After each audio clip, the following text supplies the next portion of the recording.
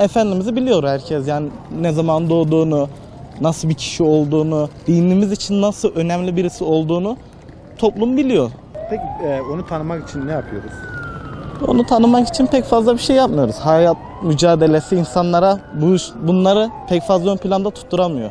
Ya kitap okumalıyız, yaptığı işleri kendimize örnek almalıyız. Günlük yaşantısından yaptığı şeyleri de kendimize örnek almalıyız. Efendimizin doğumu geliyor aklımıza. O nuru cemali aklımıza geliyor. Bütün İslam alemine de yani büyük bir kişi olarak gelmiştir. Yani insanlığa, tüm dünyaya fayda sağlamak amacıyla insanlık için gelmiştir. Peygamber kaç yılında doğmuştur? 571. Nerede doğmuştur? Mekke'de. Peygamber Efendimiz'i toplum olarak getirince tanıyor muyuz? Yani bence toplum olarak fazla tanımıyoruz. Çünkü günümüzde toplum bayağı batıya yönelmiş durumda. Daha çok Hristiyan, yani batı tarafına özentilik çok. O yüzden unutuyoruz, pek sayamıyoruz, düşünemiyoruz. Daha çok dünyevi durumları düşünüyoruz. Bu da bizi uzaklaştırıyor yani. Peki onu daha iyi tanımak için ne yapıyoruz veya ne yapmalıyız toplum olarak?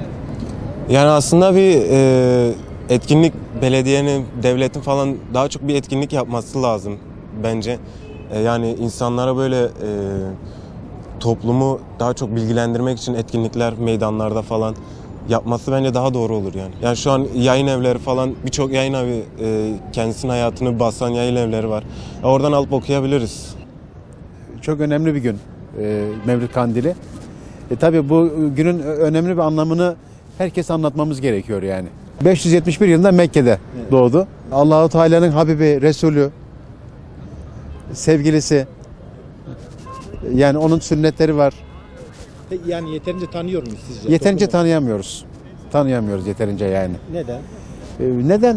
İslam'dan uzaklaştık, dinden uzaklaştık. Okumuyoruz, okutmuyoruz, yaşamıyoruz, yaşatmıyoruz. Evet. Peygamber Efendimiz'i tanımak için ne yapıyoruz? Kitaplarını okuyoruz, hayatını okuyoruz. Bu şekilde tanıyoruz zaten yani. Evet. Ve Peygamber Efendimiz'i tanımamız için ne yapmamız gerekiyor?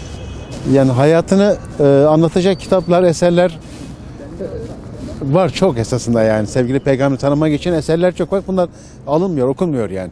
Mevlid Kandili denince aklınıza ne geliyor? Mevlid Kandili Peygamber Efendimiz sallallahu aleyhi ve sellemin dünyaya geliş nedeni olduğu için mübarek bir gündür. Bizim için kutlu bir gündür, değerli bir gündür.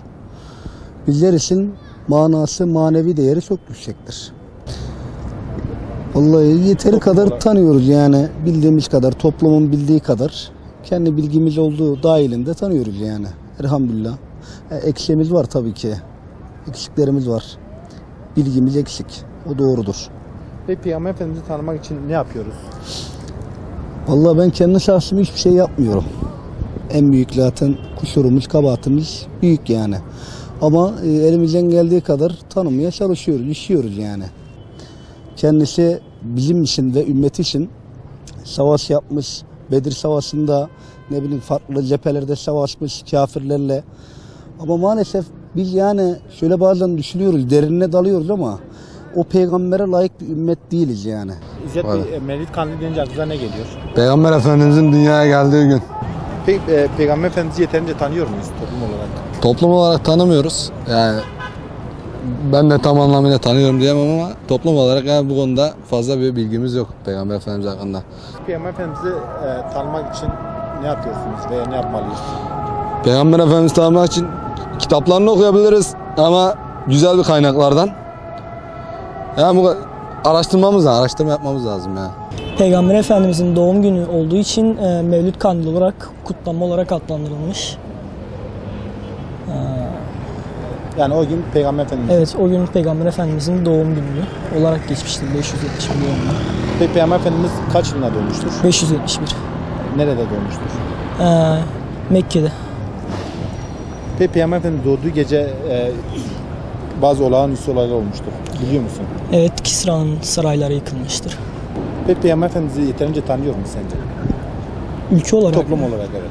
bence fazla tanımıyoruz. Neden sence? Yani Müslüman bir ülke gibi görünüyoruz ama fazla uymuyoruz bu.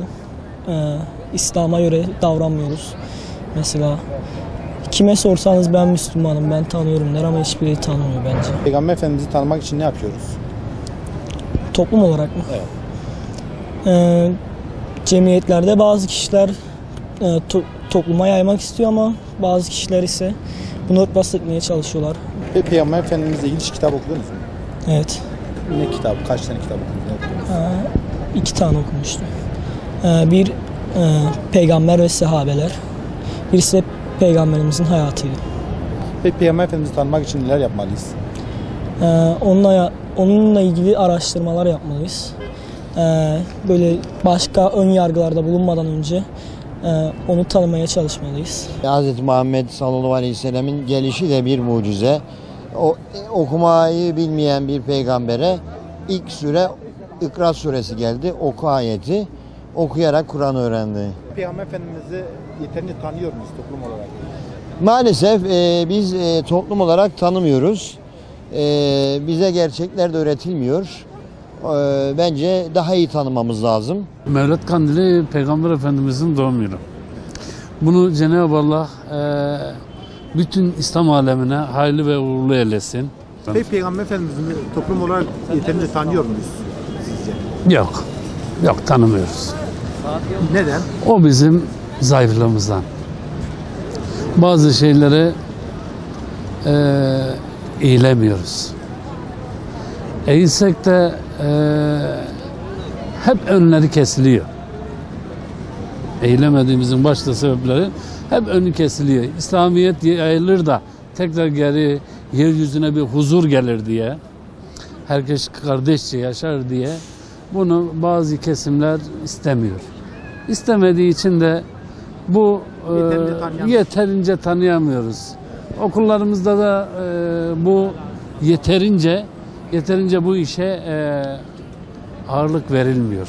Onun için Peygamber Efendimiz'i tanımamız için ne yapmamız gerekiyor? daha çok bu din üzerine daha çok eğilmemiz lazım. Eğilip ve bunu her Müslümanın öğrenmesi gerekir.